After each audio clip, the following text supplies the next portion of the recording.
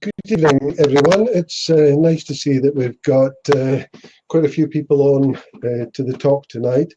I would first like to welcome everyone on behalf of the Royal Met Society's Scottish Committee, Scottish Centre Committee. My name is Gary Johnston. I'm the Vice President for Scotland and the Chair for the Scottish Centre Committee. What I would encourage everyone to do is to consider joining the Royal Met Society, and you can certainly log on to their website and get all the information. It's a very worthwhile organisation. We carry out these talks, we don't charge for them, and we're grateful to our guests, all our speakers, for coming along and participating and always giving us a first-class talk.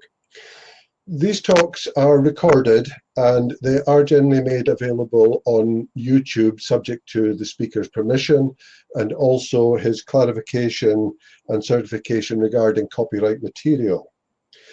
Tonight, as always, we would encourage you to write your questions in the whiteboard to the right of your screen, and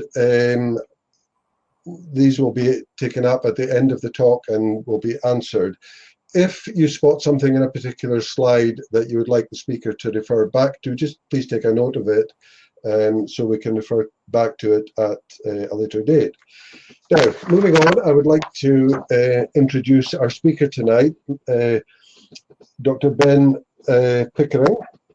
And Ben is a research fellow studying observation techniques from atmospheric science. Currently, Ben is researching rainfall retrievals from satellite using machine learning techniques as part of the African SWIFT project.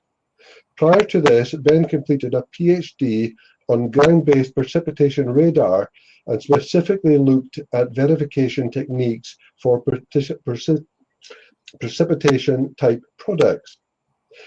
Outside of academia, Ben is an avid storm chaser and a UAV drone pilot and likes to create videos of his travels around the world.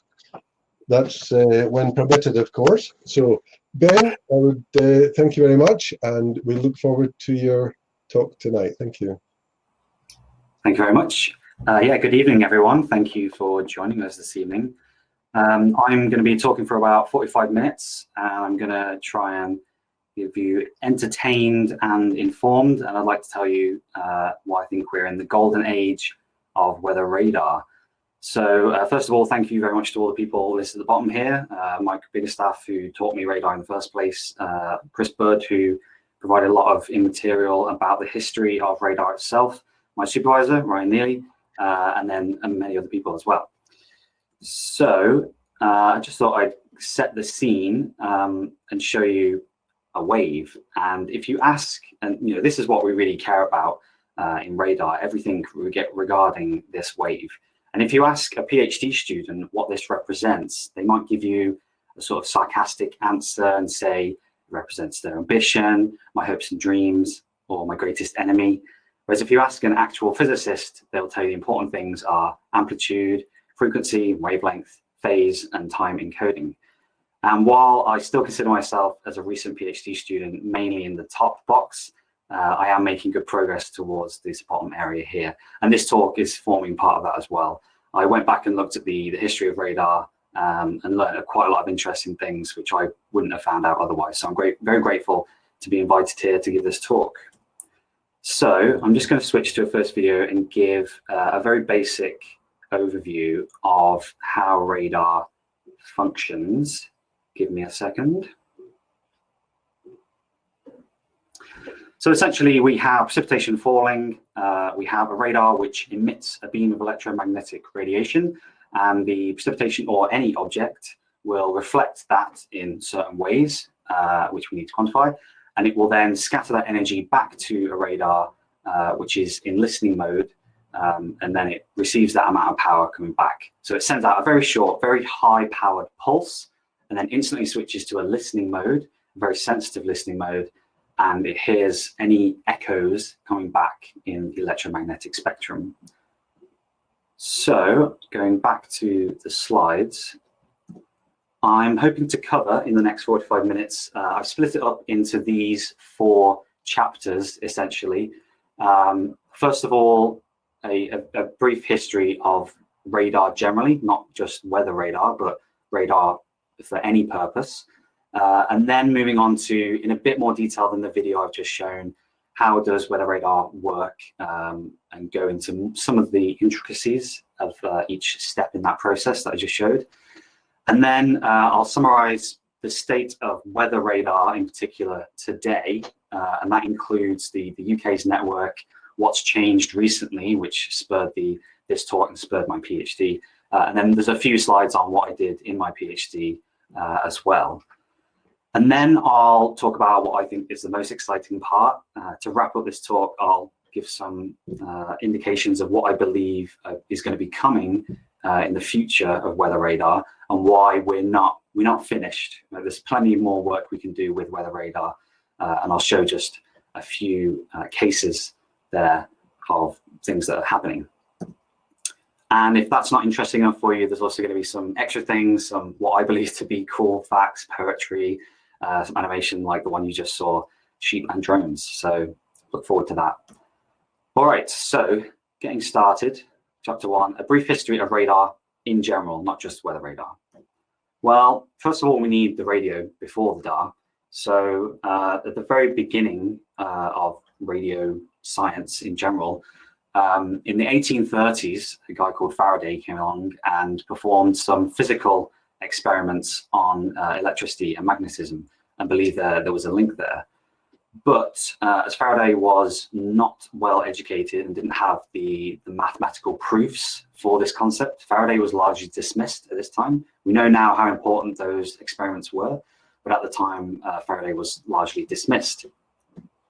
Then 30 years later, this guy, James Clerk Maxwell, came along and looked at the work that Faraday had done, and had the mathematical knowledge to put it all together and solve the mathematical equations from Faraday's physical experimental data. And in doing so, the mathematical proofs showed or theorized the existence of radio waves. So then, only a couple of decades after that, a guy called Hertz came along and proved that radio waves did actually exist, and proved that it could be done physically by sending signals between charged metallic jars, and so proving that radio waves could travel through the air.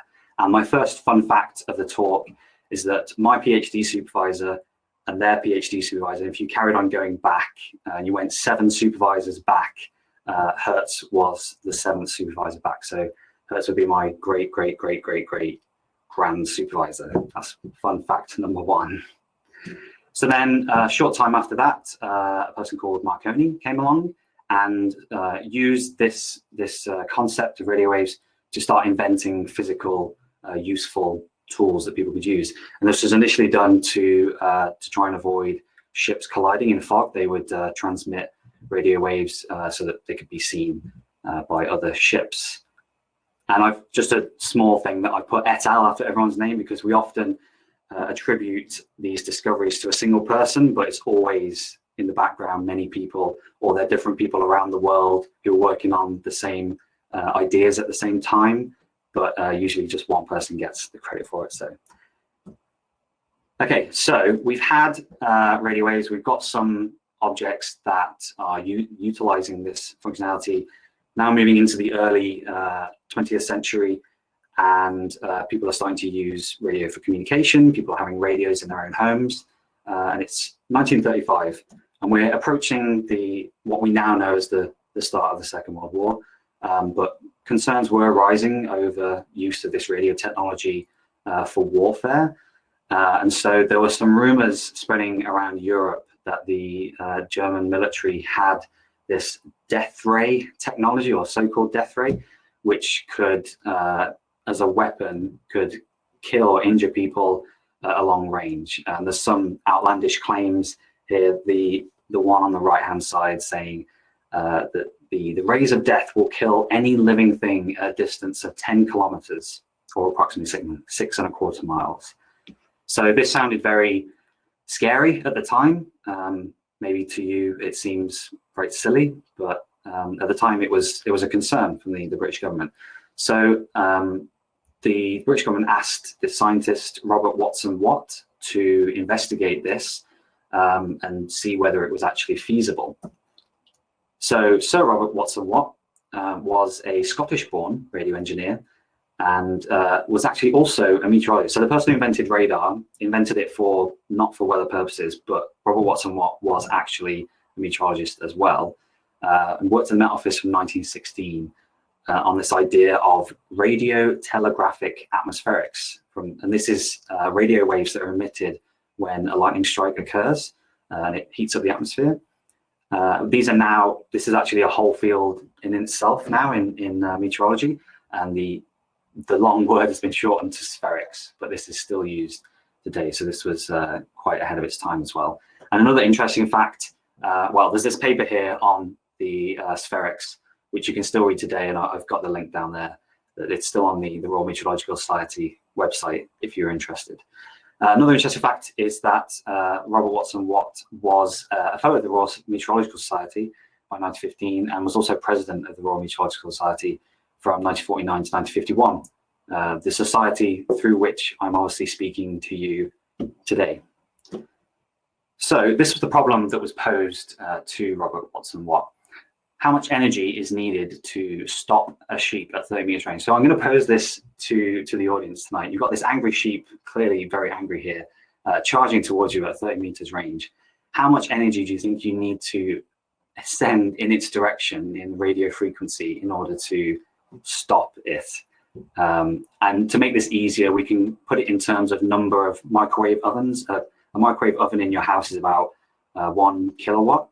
So how many microwave ovens do you think it would take to stop a sheep at 30 meters range? This was the question posed for Robert Watson Watt. So feel free to have a guess in the chat. 20,000, okay, good guess, Matthew. 10, 29.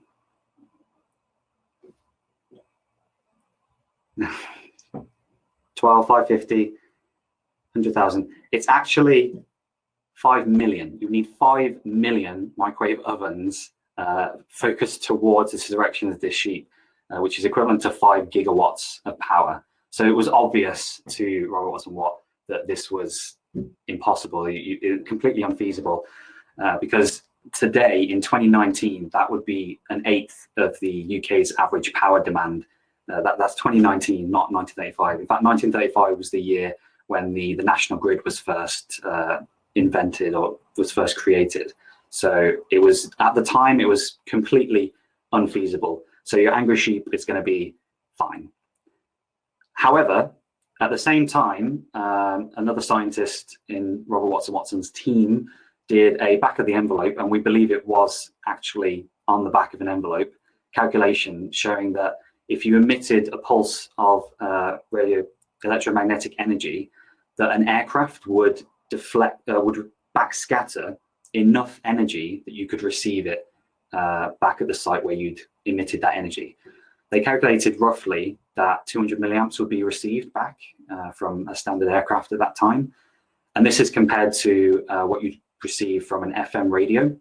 So the standard household FM radio receives about 2 milliamps of power. And this was written up in a letter back to the Air Ministry at that time from Robert Watson Watt. And it was such a confident and seemed so obvious that this would work that Robert Watson Watt worded it in a way, it turns out so favorably that I'm still nervous as to whether we have not got a power of 10 wrong, but even that would not be fatal. So with many inventions, we don't really know exactly when it was invented, but here we have the actual letter on the 12th of February, 1935, which was the invention of radar. So this was immediately seen as a very powerful technology to use in air warfare. And the Watson Watt's team were given £10,000, which is the equivalent of £730,000 today, to develop this idea into a working technology. And only 2 weeks later, so this was very fast funding and very quick to be demonstrated as an experiment. Only 2 weeks later, on the 26th of February 1985, an experiment was was held, which is now known as the Daventry experiment, from where it was located, where they sat in a field with some antenna and some equipment in the back of a van, and they got a plane, an RAF Hayford bomber, to fly between some BBC broadcasting towers and fly towards them. And they just wanted to see whether anything would show up, whether they'd see any signal above the noise in the electromagnetic spectrum.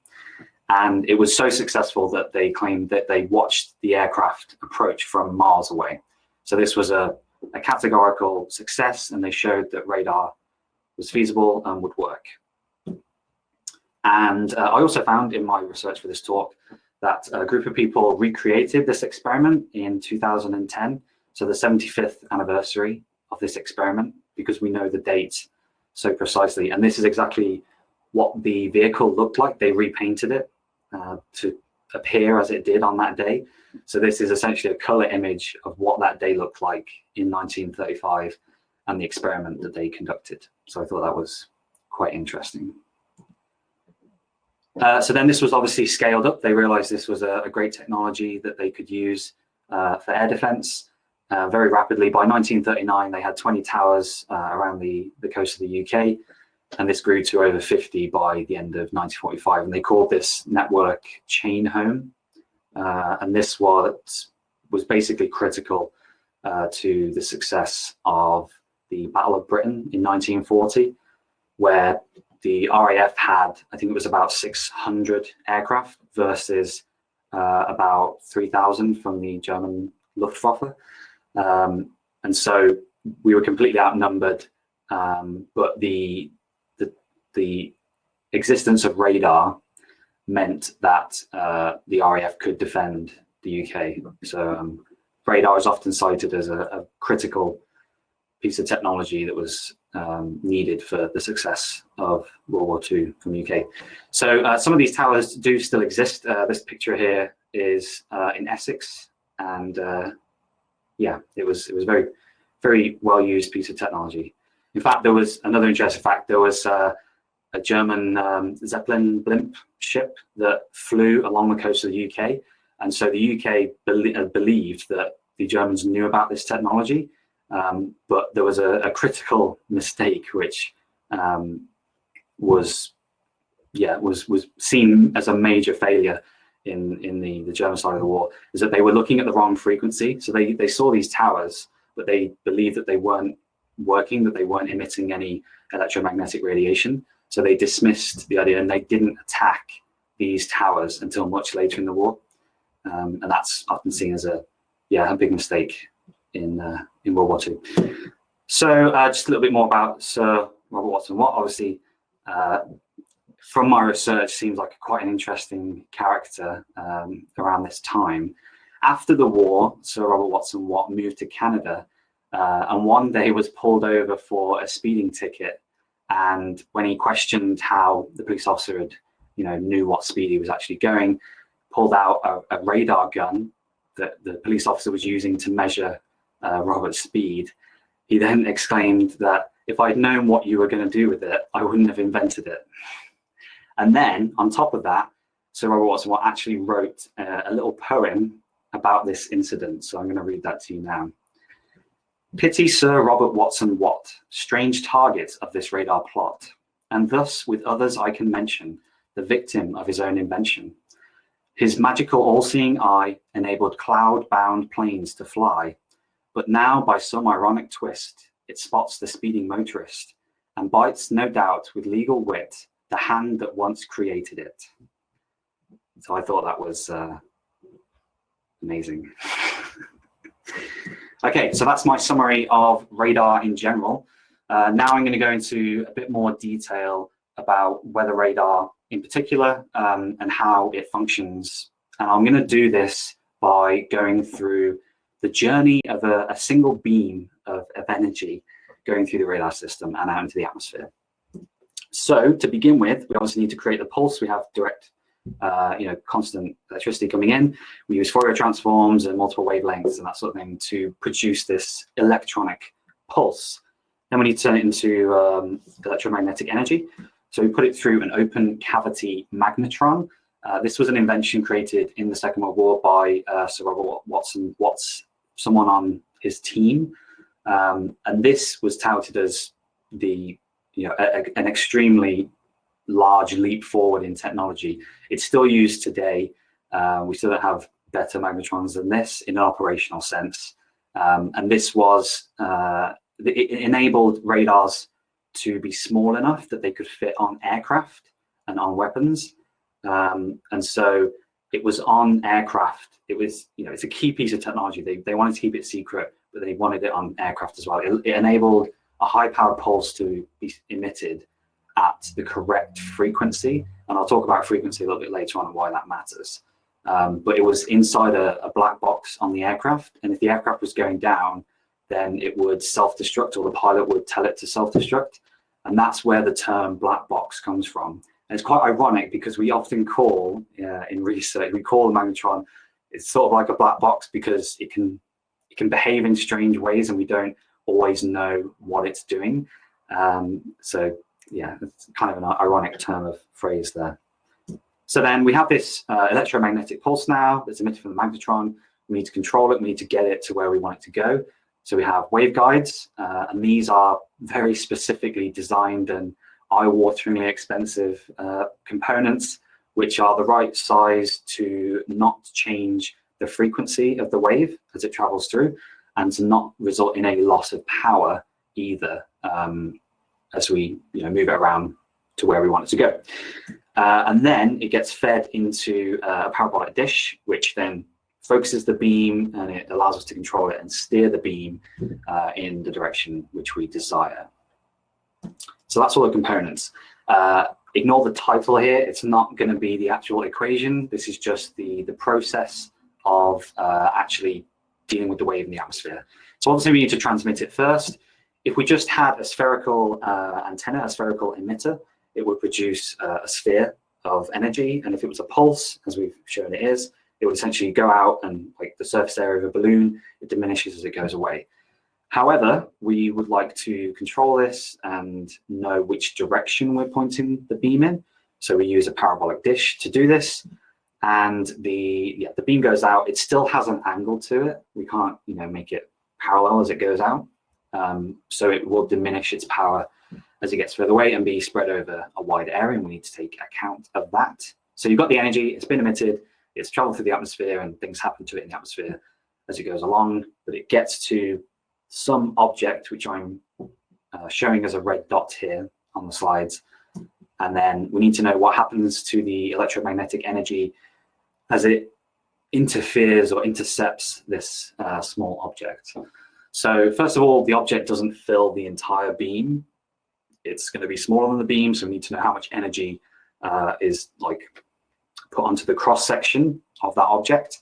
That depends on the size of the object, the shape of it, because the energy is polarized, its orientation, and also the material itself is very important.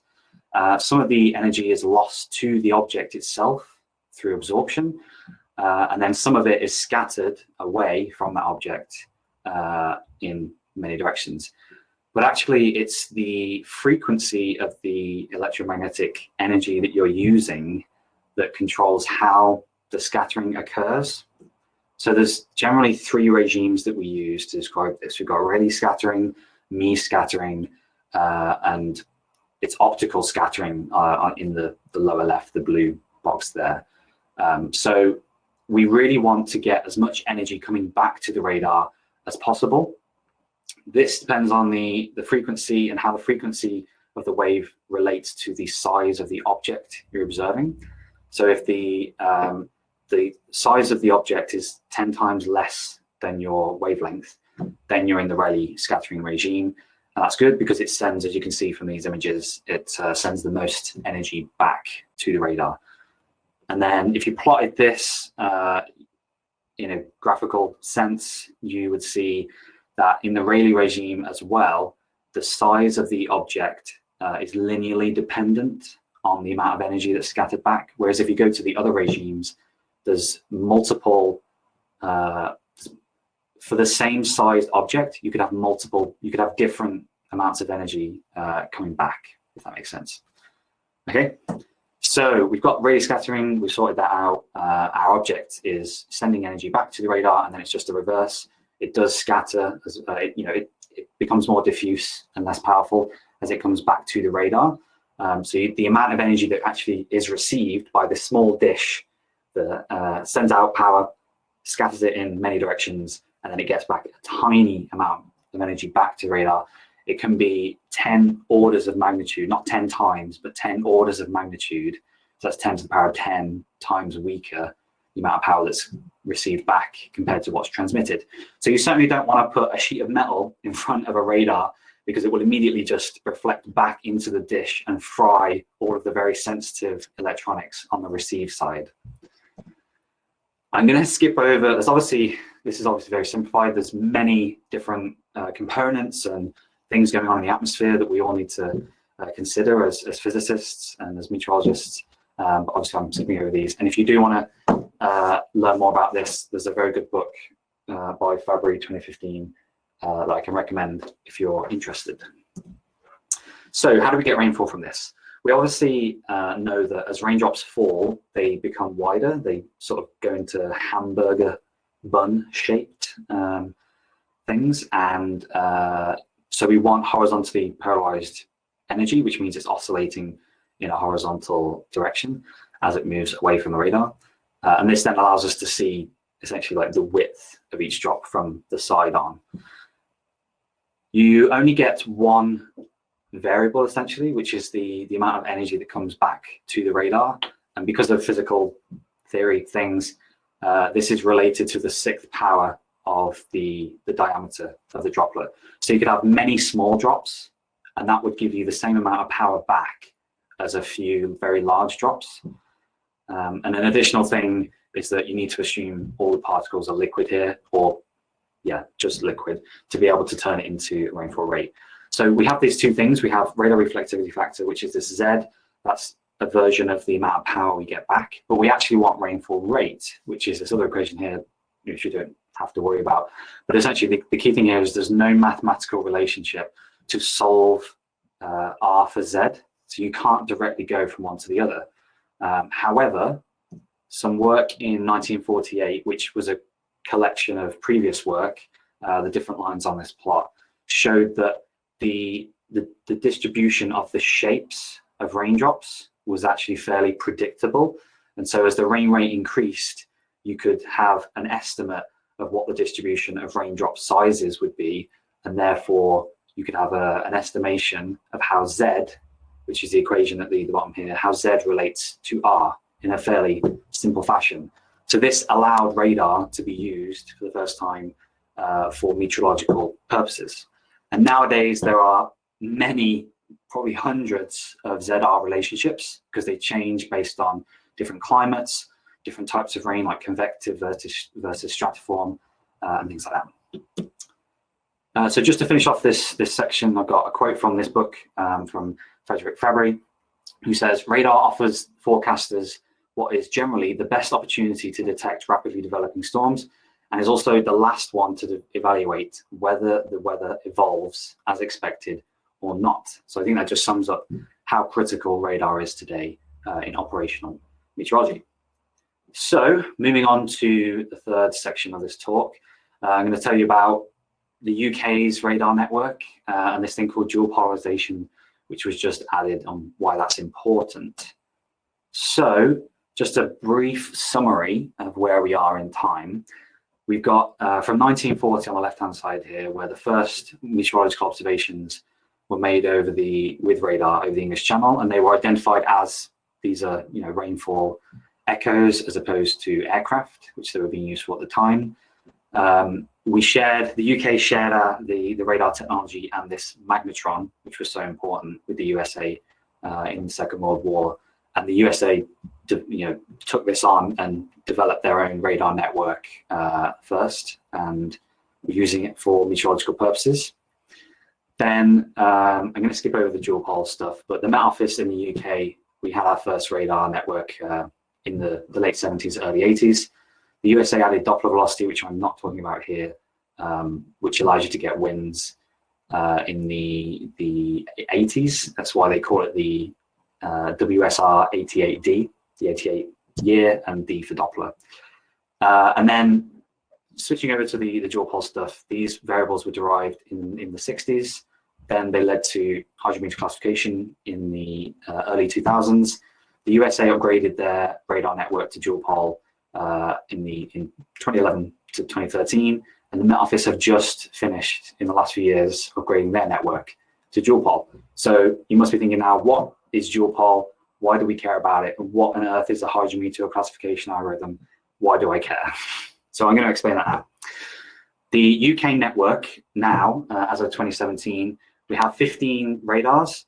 The map on the right-hand side shows essentially the resolution decreasing as you get further away from the radar, and you'll see beams missing where there are like objects blocking radar, particularly the one in Wales. There's like some trees that a landowner refuses to cut down that's blocking the radar in a certain direction. But we have enough radars that if there's anything missing, we can overlap and do okay. So this has 5-minute resolution, which you'll know if you've used the public rainfall rate product.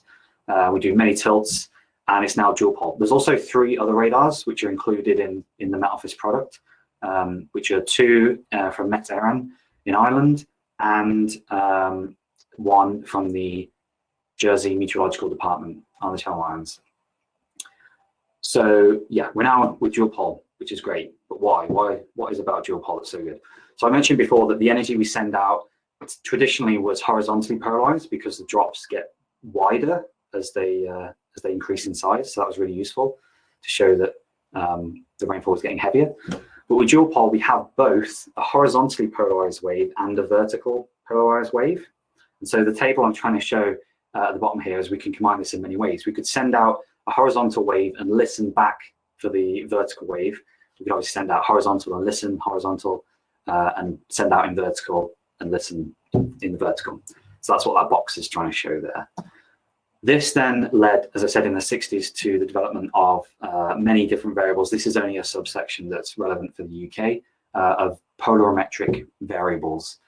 And I'll go through each one of these now. And they're all useful because they tell us a lot more information about what precipitation we're observing, as opposed to just the power that comes back. That's what we have with single polarized radar. So the first one is differential reflectivity. This is essentially just a ratio between the horizontal out and in wave and the vertical out and in wave. So it tells us the shape, the aspect ratio of the hydrometeors. For rainfall, it gets wider, it gets more oblate as the rainfall increases.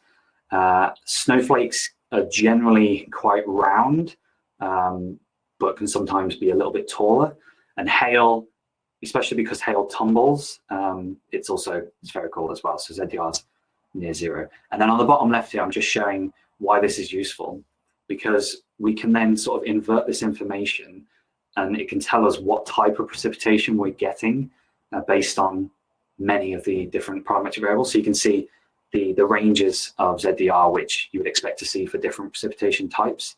And we can combine this together, which I'll show you in a moment, to infer it quite clearly.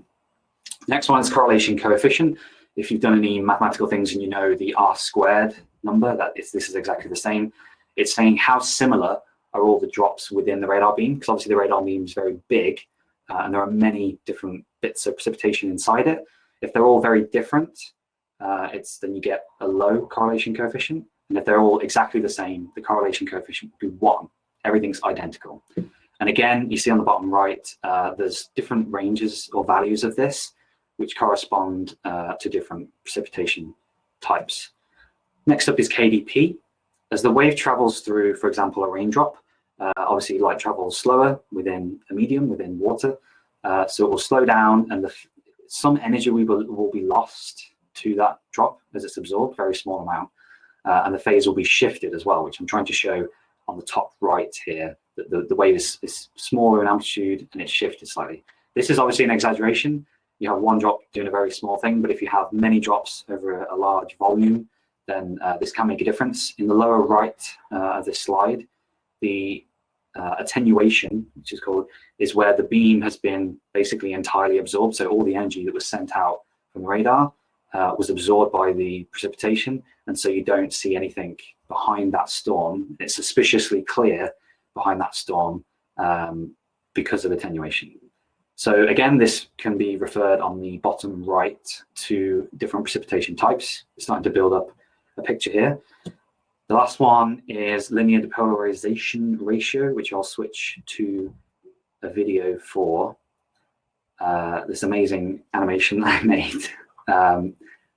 Because for this one, we really take advantage of the polarimetric variables. We send out a wave in the vertical and listen back in the horizontal.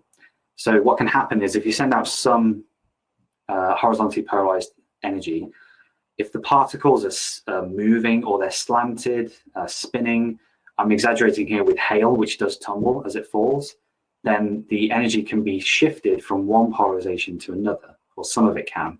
So if we can quantify that, how much energy was shifted, again, it can tell us about the precipitation type, which I've shown in the bottom left here. So if we put all of that together, we can actually combine all this information to tell us what type of precipitation is going to be. So this is another Ask the Audience one here. I've shown you the values of these different variables with the red lines, and I want you to tell me what the precipitation type is here, just by looking. I'll give you a few seconds to think about it. So the values of each of these variables are the red line. The precipitation types that should exist within those values are shown in the colors. If anyone wants to have a guess at what precipitation type, Matthew's got it straight away. Snow. So if you look at each one in turn, the first one is obviously useless because it covers all the precipitation types. It doesn't really tell us anything. Second one, it's either snow or ice crystals. And then if you look at the others, you can see that ice crystals isn't in one of them, isn't in correlation coefficient. Yes, well done, Matthew. So this must be snow. So what you've just done in your head is a thing called fuzzy logic, where you combine together lots of different known ranges for different variables, and you combine them together to say that the most likely type is snow in this case. It won't be so strict in the real atmosphere. Obviously, we'll use probability, so these won't be solid. It has to be within these range. It'll be sort of a probability distribution, but this is how hydrometeor classification works. So this is where my PhD work comes in, my small contribution to science. It was specifically on trying to verify these types of algorithms, which is very difficult for a number of reasons that I won't go into. The first of all, one of the issues we had in the UK is we didn't really have a lot of trusted ground truth data to compare these algorithms against. I also focused on trying to get surface precipitation type rather than up in the atmosphere, where it'd be very hard to get measurements except with an aircraft, which is very expensive to run around and collect a lot of data with. So I deployed these sensors around the UK in the network called DIVN, the Distrometer Verification Network, and they measure the diameter and the fall speed of individual precipitation particles. I think over the 3 years we measured trillions of individual pieces of precipitation, which is quite exciting. But with that information, we have known behaviors of precipitation fall speed and size, and so we can turn that back into a precipitation type and use that as verification against these products. So yes, and here's one which was installed in a very remote part of Scotland, in a place called Drumnambo or Glenfeshie, around that area. So if anyone's been out walking in this area and have seen some weird looking instruments, this is what they are. And yeah, this one it's actually still functioning in this photo. It's still giving us data. It's not good data, but it was still on. And considering it's powered by a solar panel, I thought that was quite impressive. I was quite happy with that. And yeah, a very dramatic photo. So, and then I used all this information and also sort of crowdsourced reports to do various verification things and statistics on these products. So what came out at the end was I advised the Met Office on changes they could make to these products and recommendations as well for anyone doing this kind of verification in the future, which is good because we need to do, obviously, before we publish anything like these products, we need to know that they're good and they're working, which was somewhat lacking before. So yeah, that was my small contribution to the field. So I'm just going to take a pause here and wrap up the talk with some thoughts about the future of radar. I'm going to do this by talking about 3 different things in fairly rapid succession as I keep an eye on the time. First 2 are technology things, essentially, calibration and a change to the actual radar itself. And the last 2 are applications of radar, which I believe will be important as we go forward. So the first one, I'm bringing out the calibration one because I was involved with it, and you'll see why.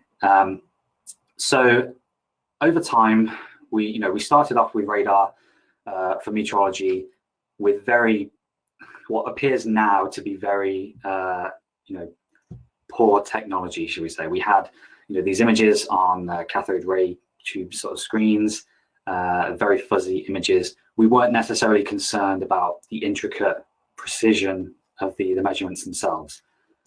Then if you skip forward to the 80s, we started to have color screens and to be able to plot this in a better way with more accuracy and some animation to it. And then if you skip forward to this was originally a screen recording, but if you've used any of the apps in America for looking at their radar network, they can switch between any of these polarimetric variables that I talked about before to different heights. They can animate, they can draw on it, you can zoom right in. It's very high resolution. So the demands that are coming from the users and the forecasters of these radar products is increasing. Right? We want more, we want better resolution, faster output, everything like that.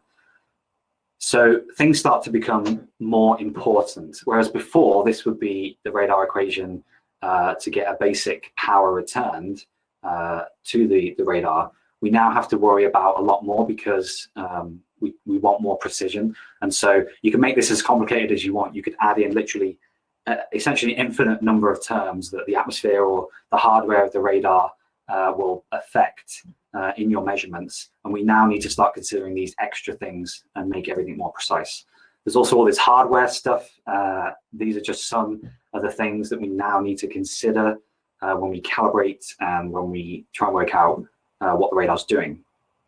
Another thing is that I showed this image of a radar beam before, but they're not cones. They're not just simple, very precise cones coming out from the radar.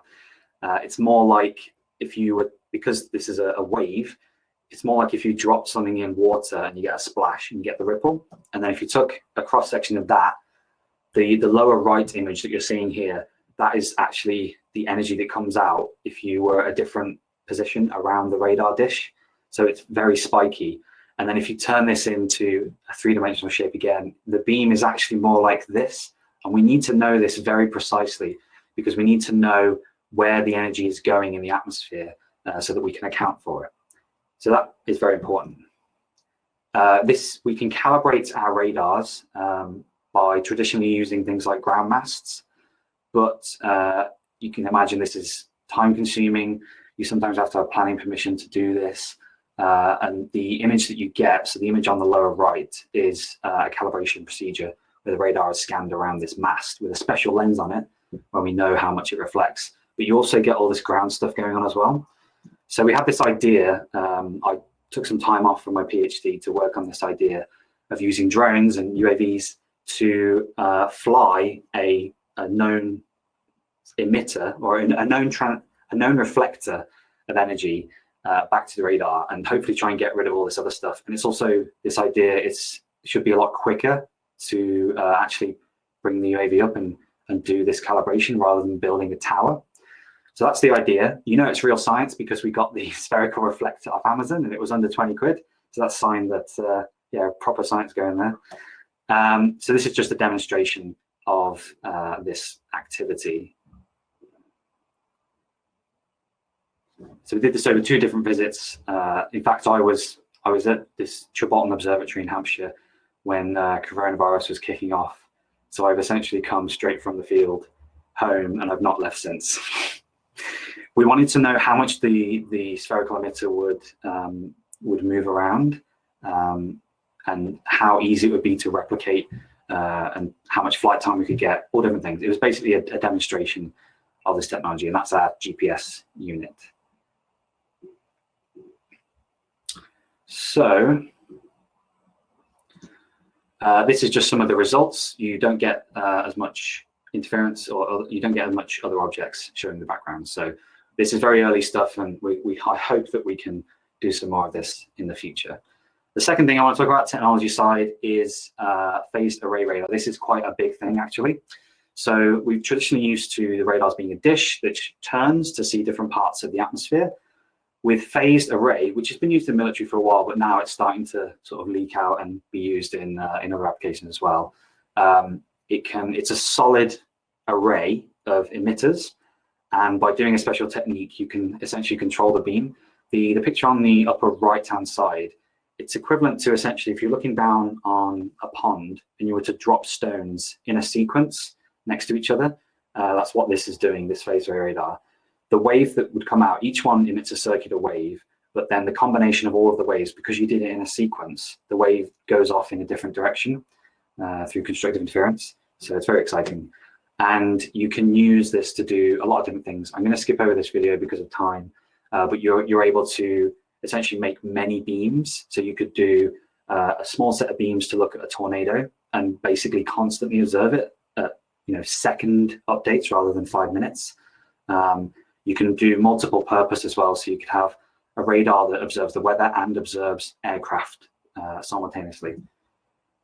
So the third thing, I'm going to talk about 2 applications now, just to wrap up, of future uses of radar. If you look at those figures I was showing before, we also have this biological thing. So whereas original radar was trying to kind of avoid the weather and detect aircraft, and then they realized that was useful, we have been trying to get rid of insects and birds on the radar because we don't want that data. But we're now realizing again that information is actually quite useful to different scientists. So there's a project in the NCAS group that I work with at Leeds to try and now work out what different insects and birds correspond to radar, polarimetric radar things. So they're doing this experiment where they're going to measure the insects themselves and do some modeling, and they're going to essentially try and produce those tables that I showed you before for different insects. So that's really exciting. And then the last thing is obviously forecasts nowadays are produced by computers, and they become increasingly high resolution in space and time, and increasingly more intricate with the physics as well. We're getting to the point now where the radar is on 1 kilometer pixels in the UK, and the model is on 1.5 kilometer resolution pixels. So it now starts to become somewhat feasible and of interest to assimilate radar data onto the forecast, into the computer model. And this is a very complex mathematical topic, which I don't know enough about to talk about it thoroughly. But essentially, it's using the radar data to set the initial state of the forecast. And the interesting thing here is that instead of going from the radar into variables that the model can use, what you actually do is you ask the model from the last run to produce a radar image, and then you compare the 2 radar images, and there's a statistical reason why you do that, but that's how they assimilate observations. And so it can be very expensive computationally because you're asking the old model to produce a radar image, and that's a complex thing to do. So to wrap things up, we're going back to this wave, which is very important and determines everything in this field. I'm going to use this as a timeline and to frame this for the historical context. We started off with just radio technology. We developed that over essentially 100 years. We've now started using it for meteorology, and we've developed dual-polarisation, and we're getting more information out of the radar. And then I see us going forward, we now have dual-pol in the UK at least, and many other countries. And I now see us going forward and applying lots more technology and ideas onto weather radar. So we're by no means finished. We're in, I believe, sort of an ideal spot where we've just come through a major transition to a new technology, and we're now looking forward to what's going to come next. So that's why I believe we're in the golden age of weather radar. Thank you very much, and I can take any questions that anyone has. Well, thank you very much, Ben. That was absolutely fascinating. A incredible amount of information in a short space of time, and it's obviously a subject that you know incredibly well. Right, we've got, first of all, I'd like to thank particularly John Morell and Nigel for their comments, and others, as Ben was speaking tonight. That was very encouraging. We have a number of questions, and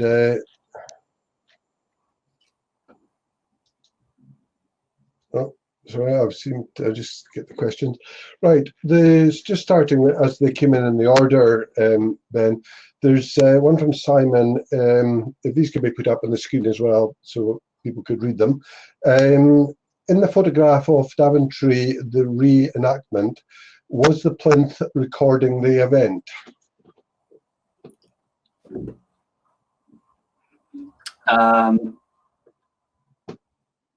No, the plaque you mean on the rock? Yeah. That was at the bottom of the photo. That was there already. Yeah, well, it was already installed there because that location was known to be where that experiment took place. So it had already been commemorated. If that's what you're asking. Yeah, it wasn't installed in 2010. I believe it was there already before that event. Yeah, I think what Simon was asking was just that. Was that actually there to commemorate the actual original event rather than when it was put there? No, but there is a really good website. You'll be able to see this on YouTube and get the link. There's a whole website on that, and they actually recreated the experiment as well. And it's just a really interesting thing. I wish I'd known about it before. Okay, thanks, Ben. A question from Michael. Were other European countries aware of our success, or was it secret in 1935? Now, I noticed that John Morell actually did attempt to answer that one with regards to whether the Germans were at the same time. But simplistic as it is, I do recall reading, and I don't know if there's truth in it, that the propaganda put out by the British was when radar started to be successful, they started the story about eating carrots, pilots eating carrots, and that's why they knew where other planes were, because they could see in the dark. I didn't know about that. No, that is interesting. Yeah, I didn't know much about the history of this until I agreed to take this talk 2 years ago. But yeah, there's loads of interesting things. So it was pretty much secret. Like I said, they did this sort of scouting mission. They saw the towers, but they weren't looking in the right frequency, so they didn't see any energy being emitted from the towers. Assumed it was just like propaganda, I guess, and saying that the towers worked when they didn't, and pretty much ignored it and didn't bomb them until much later on in the war. Another interesting thing that they did, going back to the death ray that was talked about, that was proven to be completely infeasible. The British intelligence service actually threw out some rumors themselves in the war that the UK had then developed that technology as well to try and waste the German military's time on that technology. So there's loads of these sort of funny stories from around that time. Yeah. Okay. Thank you, Ben. And a question from John. Do wind farms cause problems as they do for air defense radars? Yes, absolutely. We use quite similar frequencies to air defense radars. So yeah, the wind farms are very much a problem. And essentially what the Met Office tried to do is they try and like cut it out, because it's usually in the lowest beams of the radar. We can just switch to a slightly higher tilt. And it's not as representative of the precipitation that's received at the ground, but it's still pretty good. And we do things to try and get the ground rain rate anyway, because we never have, we never actually observe at the ground level. So a lot of these as well, the wind farms, they're over the ocean, so it's not too much of a problem. I found in my PhD work actually that in the one in the Thames had not been accounted for yet.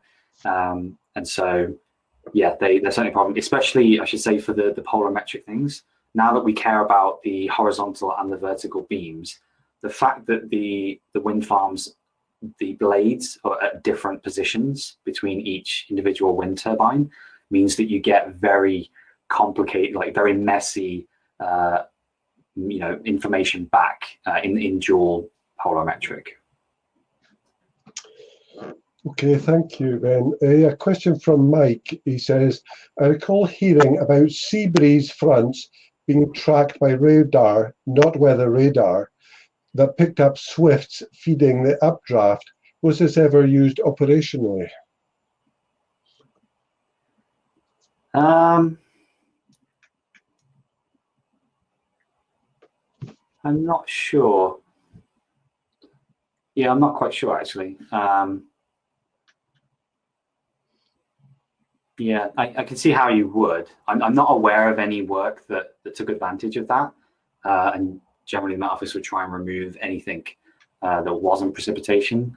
You can also see in case of storms, where the storm is decaying and you get sort of like the cold downdraft of the storm, and that then rushes out away from the storm. You can get these bores which pick up dust and insects as well. And you can see those on the radar, but they're generally filtered out to produce the precipitation product in the UK. If you were able to see the raw data, as you can in the US, you can look directly at everything. You can see that, and so if you're storm chasing, you can use that to know that there's like a wave coming in the atmosphere, and it might trigger some other storms or invigorate storms that are already there. So this is a thing that happens, and it can be useful. I'm not aware of anyone specifically taking advantage of it in this case, though. But maybe that's a future application. Okay, thank you. A question from David.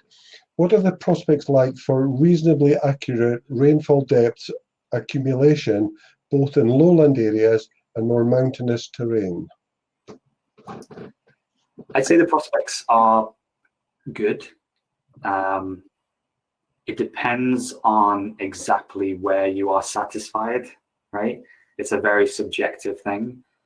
So for certain applications, for some hydrological applications, it's okay to have a margin of error of say 20%, but in other applications, you'd want very precise, very precise values on that. And so generally, what I have seen is that as the technology improves and as the accuracy increases, then people come along and say, now we can use it for this application, as opposed to, well, I suppose many people will look at radar and hope to have certain expectations from it in the future. But other than deploying new radars in mountainous terrain, obviously mountainous terrain is very difficult because you need to, you're going to have blocking occurring between the values. So if you put radars everywhere, then you could get very good resolution. It comes down to an economical thing there where you need to justify where you put the radars. They're millions of pounds to deploy. So yeah, I hope that answers the question. Okay, thank you. A really interesting question from Rex, which really aims at your own speciality, Ben. Can radar combined with machine learning automatically identify the potential zones of bad weather development now? Yes, there's definitely the potential to do this. I'm trying to think of some specific examples where this has taken place. The difficulty with using radar in machine learning is the sheer sort of volume of data that would have to be put through to the model. And you're going to have, because you have so many artifacts, right? You're not just observing meteorology, you're observing all these other things as well that you try and get rid of. And the complex geometry of the, it's not a nice square grid that you're observing on. These are all issues for machine learning techniques. So it depends again on what the quality you want to be at the end of this. To just identify bad weather in general, yes, that would be very feasible to do now, even just with like image techniques from machine learning. If you wanted to get something very specific like hail out of it, you'd probably go more down the road of these classification algorithms, which I know people have done machine learning on for that. In fact, the fuzzy logic technique, which you did yourselves in your head, that is one of the earlier, it's not quite deep machine learning, but I like to call it like shallow machine learning. So yes, I think it would be entirely reasonable to expect machine learning to be able to do this sort of thing. Okay, thank you. Just a couple more questions. We're running right up to time here, but this is such a fascinating subject, and the questions are flooding in. One from Matthew Ray. Did your research find a good correlation between Hydrometeor from the instruments and dual pole? No, not really, which is why there were some recommendations for future products. I actually considered a surface precipitation type, which then means we have to add in additional information because we're not using, we can't observe the ground with a radar. We just wouldn't see anything in rainfall then. We have to observe slightly above the surface. And so we need to say, for example, if we're observing snow at a level of 500 meters, how do we know that that's actually going to be still snow at the ground, or whether it's going to melt and become mixed phase, or become rimed and be grauple? We need to add in other information. And so the products that I looked at, they did this with temperature profiles from a model, and we didn't see very good correlation, or we didn't see very good results, particularly for the mixed phase and for the snow events.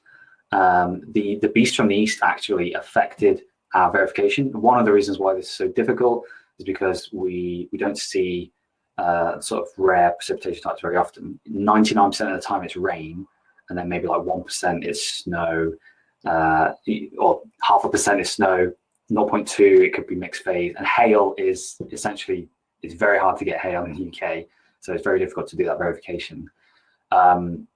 So the mixed phase was the main problem, and we think that's down to the model temperature that we were getting. So one of my recommendations for the future would be to use surface temperature instead, and assume the profile from that, and to revisit some of the old work, because some of the empirical relationships that we used in that product were developed in the 60s using, 50s actually, using just like physical observations from humans. So yeah, I suggested that would be revisited. So there's lots that we could do there, for sure. Okay, thank you, Ben. One last question, I think is a particularly good question. There are other questions, and apologies to people who have asked questions and we've not been able to get them answered tonight, but I'm sure if you email Ben with anything specific, he'll be more than happy to answer it. Last question is from Jim. In view of the need to avoid wind farm clutter, how do you see us dealing with shallow convection, especially in winter along the east coast? That's a very good question. Yes.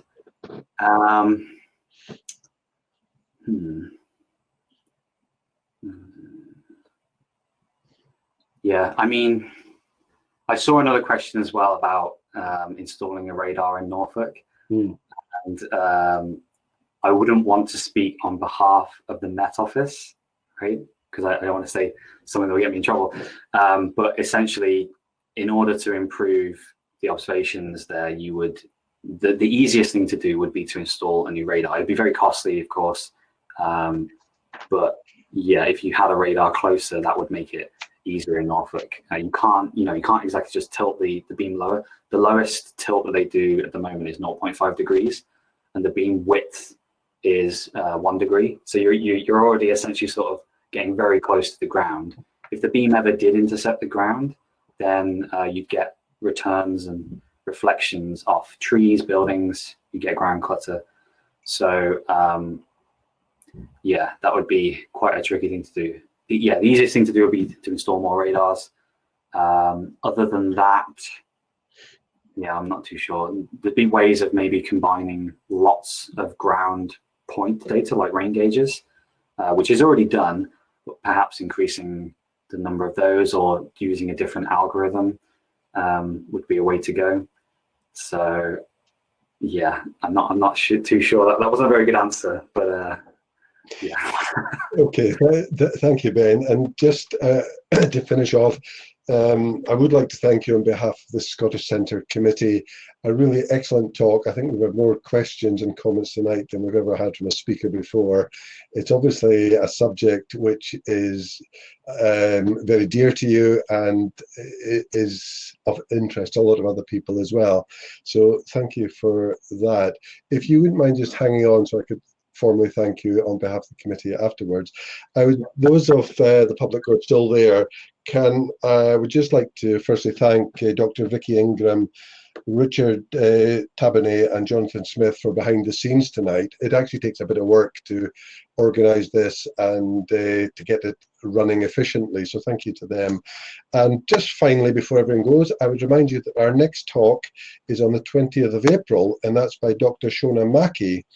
And it's going to be about her research on sea ice in the Antarctic. And this was when she was at the University of Otago in New Zealand. So that's the 20th of April.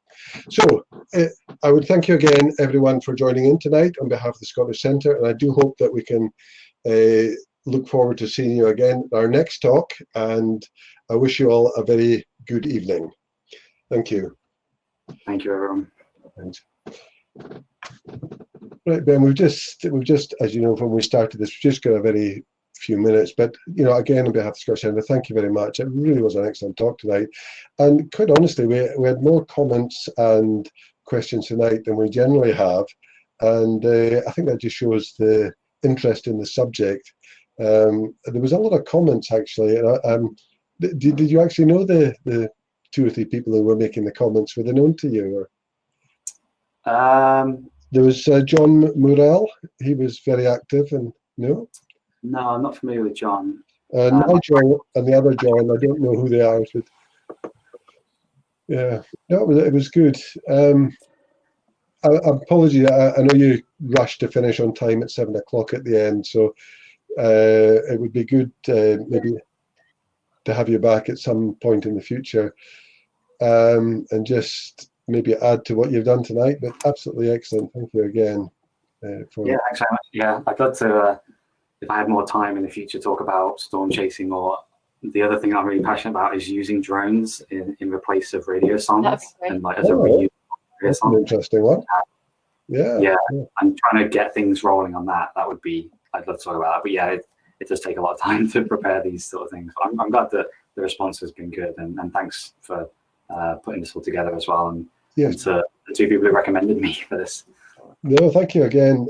We will drop you an email of the various statistics tonight. Yes, and if you've signed the release agreement, then there's no reason it shouldn't be up on YouTube fairly soon for a much wider audience to see. We're aware that Friday evenings can be we're not top of people's lists for a Friday evening, although going to the pub anymore is not an option, so maybe there are fewer people than might have expected. But no, again, thank you very much, Ben, and we hope to see you again. Brilliant. Thank you. Thank you. Thank you. Bye-bye. Cheerio, everyone. Bye.